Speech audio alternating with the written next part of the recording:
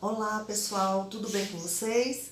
Hoje vamos falar um pouquinho sobre o tema do meio ambiente e Covid-19, né? Essa discussão está bem em voga, tem muitas pessoas pedindo para a gente falar um pouquinho sobre isso, porque existem várias informações de que o planeta está mais limpo, a gente se depara com informações de que nos canais de Veneza as águas estão mais cristalinas, que no norte da Índia as pessoas estão tendo acesso a visualizar o céu de uma forma mais clara, e isso tudo tem nos levado a pensar o seguinte, ou seja, nós seres humanos em contato com a natureza, a gente tem um efeito bem devastador. Então a reflexão é: será que esse momento que nós estamos vivendo hoje, confinados dentro de casa e com consequências benéficas para o meio ambiente, será que isso vai se manter quando as atividades voltarem ao normal? Será que nós, seres humanos, vamos estar sensibilizados, né, para essa questão de manter o meio ambiente que a gente está inserido em condições adequadas e de qualidade para a humanidade?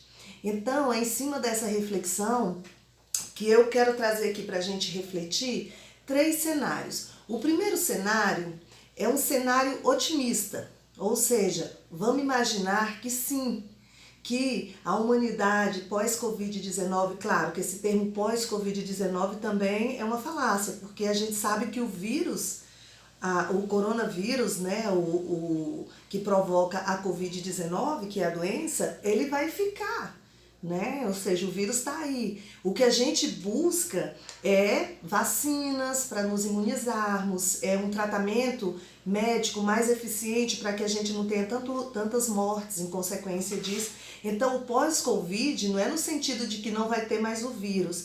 Eu gosto sempre de falar sobre isso, porque muita gente acha que quando terminar a quarentena pode sair para todos os lugares sem os cuidados necessários. Não é assim, gente.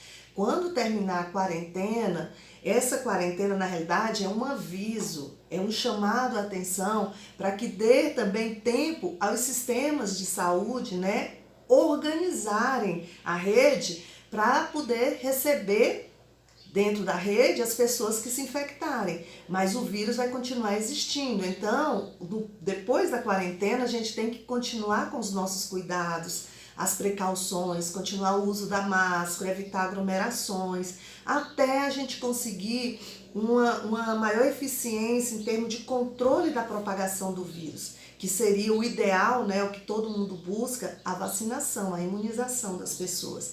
Então, nesse cenário otimista, o que a gente pensa que pode vir em consequência, né, dessa quarentena, dessa crise sanitária, do isolamento social que nós estamos inseridos? Pode ser que a gente tenha um aumento, né, da sensibilização das pessoas no que diz respeito ao olhar sobre o meio ambiente. Isso significaria uma repercussão positiva na redução do consumo.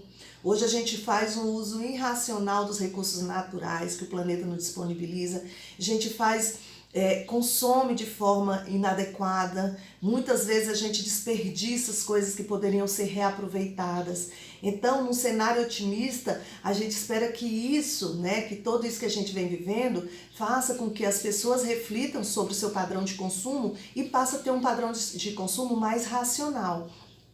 Um outro aspecto que eu trago aqui dentro desse cenário otimista é a que continue, né, esse investimento que está tendo hoje em inovações científicas, tecnológicas, na busca, né, por controlar a Covid-19, a doença, que esse investimento em científica e tecnológica, ele se expanda para atingir outras áreas, como, por exemplo, ajudar nas questões sociais, nas questões políticas, nas questões econômicas e, sobretudo, na questão ambiental. Então, o que nós temos hoje? Nós precisamos que as políticas ambientais recebam um olhar mais, vamos dizer, intenso no que diz respeito ao investimento científico e tecnológico, ou seja, que novas inovações tecnológicas sejam impulsionadas. E nesse cenário otimista, o que a gente espera? Que realmente as inovações tecnológicas relacionado ao meio ambiente venha no sentido de estimular essa economia verde, de estimular novas tecnologias, como, por exemplo, intensificar as pesquisas na busca pela construção de energias limpas, renováveis. Então, nesse cenário otimista, espera-se isso também. Uma outra questão que a gente almeja dentro desse cenário otimista é que aumente todo o foco, né? Se intensifique o foco, se coloque mais energia no processo de descarbonização da economia. Então, no cenário otimista, acredita-se e espera-se que isso seja colocado em prática, né? Incentivar ações econômicas produtivas que tire o foco do processo de carbonização, reduzindo. A gente tem, por exemplo, hoje a questão dos veículos. Na Europa, vários países já têm meta, já têm prazo para retirar de uso os carros movidos a combustíveis fósseis. Então, isso é um aspecto muito favorável para o meio ambiente. A ideia seria que essas políticas desses países da Europa chegassem aos países em desenvolvimento, como por exemplo o nosso, o Brasil. E a gente vê que as políticas para impulsionar o uso de carros elétricos, por exemplo, aqui no Brasil é muito remota, é muito tímidas, as políticas são muito tímidas. Então, assim, hoje é inviável você ter uma pessoa de classe média hoje que tem um carro a gasolina, ter um carro elétrico é uma realidade muito distante ainda. Então, isso, num cenário otimista, seria aumentado a viabilidade de se concretizar essas possibilidades, né, de incrementação de novas tecnologias para ajudar na conservação do planeta e dessa consciência ecoplanetária. Então, esse seria o cenário otimista, alguns aspectos, né? Claro que tem muitos outros que a gente pode estar discutindo em outros momentos aqui no canal. E o cenário inercial, gente? O cenário inercial, eu trago ele como um cenário sem mudanças. Ou seja, vamos sair da quarentena, vamos voltar às nossas atividades normais, vamos superar esse momento de crise, as pessoas vão voltar aos seus afazeres. Como a gente sabe, as pessoas têm a memória muito curta, então assim, nada do que está sendo vivido agora nesse período de quarentena vai, de uma certa forma, fazer com que essas pessoas tenham mudanças de atitude no que diz respeito ao meio ambiente. Então seria um cenário de pouca sensibilidade ecoplanetária, as coisas se manteriam como estão hoje, o planeta passando por uma profunda crise, né, de sustentabilidade. A gente sabe dos riscos que a gente está correndo com relação à poluição atmosférica, com relação à poluição das águas, com relação ao uso irracional de agrotóxico. Então são muitos os problemas que estão colocados e que precisam ser repensados. Num cenário inercial, isso não aconteceria, ou seja, mesmo pós-crise sanitária provocada pela Covid-19, não teríamos tantas mudanças como se espera ou muitos desejam no que diz respeito ao cenário ambiental. E o cenário pessimista? Esse sim, gente, preocupa. O cenário pessimista, ele preocupa porque se nada for feito no que diz respeito às questões ambientais e principalmente agora pós-Covid-19, o que a gente está vendo?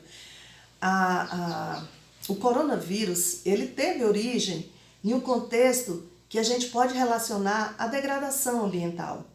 E sim, se não for feitas reflexões sobre isso, a gente vai possivelmente ter muitas outras crises provocadas por pandemias, porque o processo está nos levando a isso. O que é que nós temos hoje?